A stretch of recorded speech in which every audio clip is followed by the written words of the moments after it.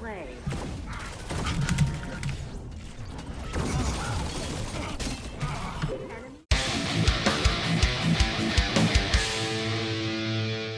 Lawbreakers is a hero shooter from Boss Key, a studio founded by Cliffy B, former design director at Epic Games, of Gears of War and Unreal fame.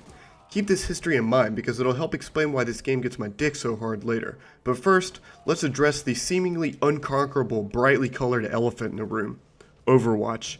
Lawbreakers and Overwatch are both first-person team-based shooters that revolve around choosing characters that fill different unique roles to compete in various game modes across a selection of maps, or hero shooters as I mentioned previously. Several other games, like Battleborn, have attempted to compete directly with Overwatch and largely failed. I think the only people that dumpstered Battleborn harder than Blizzard were Gearbox. Seriously, I could do an entire video about how Gearbox shot themselves in the urethra with that game, but it doesn't really matter at this point. On the surface, you might be tempted to dismiss Lawbreakers as an Overwatch clone, but if you're smarter than the chair that I'm sitting in, you'll notice some huge differences between the two. For some context about why I think so highly of these differences, let me give you a bit of a background on myself as a gamer first. The games that I sunk the most time into growing up all bear the same two things in common: incredibly high skill ceilings and competitive multiplayers that are engaging and challenging enough to make me punch my monitor off of my desk. And yes, I've actually done this. My most played IPs across my gaming career have been StarCraft and Counter-Strike, but my first real love for competitive online FPS was found in Unreal Tournament. If I could have busted a nut in 1999, I probably would have the first time that I exploded someone with the shock rifle in low gravity while playing Capture the Flag.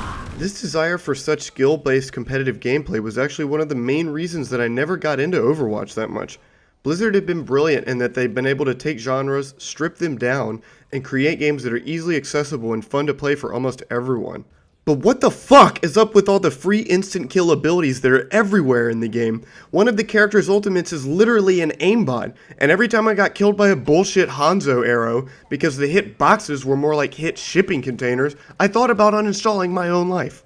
There's nothing inherently wrong with implementing mechanics to ease the core gameplay experience, but for a chocolate Pop-Tart inhaling basement dweller that gets unusually aroused by the idea of high skill ceilings, such as myself, this was a fat no bueno. Enter Lawbreakers. It's got everything I loved about old school Unreal Tournament, from the cracked out Twitch shooter pace to the low gravity, blended together with some roles, and then they threw in one of those dime a dozen kitty casino simulator mechanics, and suddenly my pants are unbuttoned and I'm ready to give Cliffy B $30. For the game, I mean. Hell, one of the upcoming maps reminds me a lot of the map Morpheus from Unreal Tournament, which is one of my favorites. I'm not going to go into all the classes and maps and shit that everyone else goes into, because you can find all that information across hundreds of articles and videos. What I can tell you, however, is that this game just feels good to play. It's noticeable that they put a ton of time into the movement systems, and it definitely paid off. All of the characters have their own unique way of navigating the maps, from rocket jumping to physics-defying knives that somehow throw you forward, and all of them feel great. The game plays faster than that one time I tried to play StarCraft 2 while on Molly, and the fact that you can get shot from 360 degrees adds an entire new layer of depth to the combat.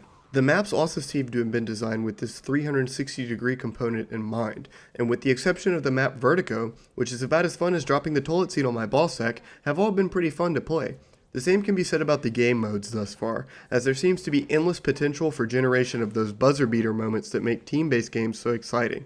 The ball in Blitzball is even voiced by Justin Roiland of Rick and Morty, and sounds just like Morty.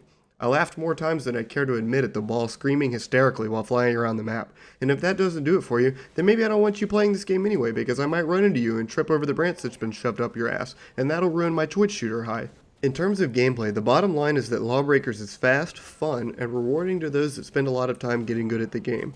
It borrows from everything I liked about the golden age of Twitch shooters and melds it together with newer elements of this age of gaming. Even though some classes are clearly way too fucking good right now, I've had a blast with the beta. Now, going back to the whole Overwatch thing, I do think this game can do well in an industry where Overwatch exists. Let me make myself clear. In no way do I think that Lawbreakers will overthrow Overwatch. Comparatively, Overwatch is just better than Lawbreakers in some areas. While Lawbreakers might have better graphics, Overwatch has characters that are more distinct and memorable from one another. The same can be said about the maps. Also, I feel like a huge portion of potential fans are lost at the gate because of the noticeable lack of waifus in Lawbreakers compared to Overwatch. However, I think it is actually to Lawbreakers' advantage that it is being released after Overwatch. There's just no way they would have been able to compete with the Blizzard marketing machine. Remember how everywhere Overwatch was around the time of release? You could even take a nice trip to Palm Springs during a visit to the Jack Shack without the risk of your stroke session being interrupted by one of Blizzard's cutesy, colorful characters. The second coming of Christ wouldn't garner half the publicity that Overwatch got, not to mention the team responsible for Blizzard's cinematics are basically Pixar of the gaming industry. Head to head, Lawbreakers would not have been able to compete. There is room for more than one successful hero shooter in this industry. From this point forward, Lawbreakers needs to emphasize and capitalize on the key factors that set it apart from Overwatch, specifically the fast and skilled gameplay, more violent and adult nature, and 360-degree low-gravity fueled shooter mechanics. I'm willing to bet that I'm not the only competitive gamer out there that couldn't get into Overwatch, and thus returned to accusing people of cheating in CSGO, complaining about how fucking stupid Protoss are, or scheduling chemotherapy to deal with the tumor sprouting on our brainstems after playing League or Dota. Overall, if flying around in low gravity with rocket launchers and laser guns, chasing a screaming ball around sounds like fun to you, you should give this game a try. It's not free to play, but it's also not a full price game. And there's too much awesome shit in this game for you not to at least smile just a little bit while playing it. And as one of my favorite lunatic college football coaches once said, thank you very much and have a great day.